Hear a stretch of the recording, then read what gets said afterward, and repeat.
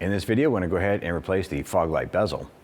The procedure to remove and replace is the same on the passenger side. We first have to remove our trim bezel right here, which is painted to match the body. What we're going to do is we're going to apply a piece of tape right here.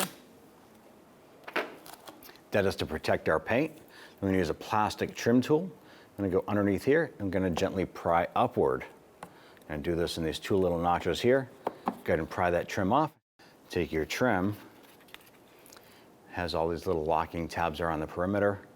Simply line those up.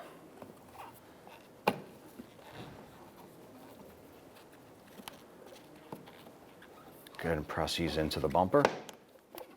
And you can remove your tape.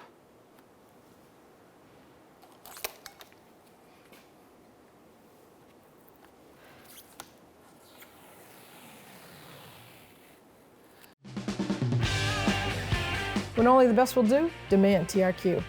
The only company that lets you view before you do.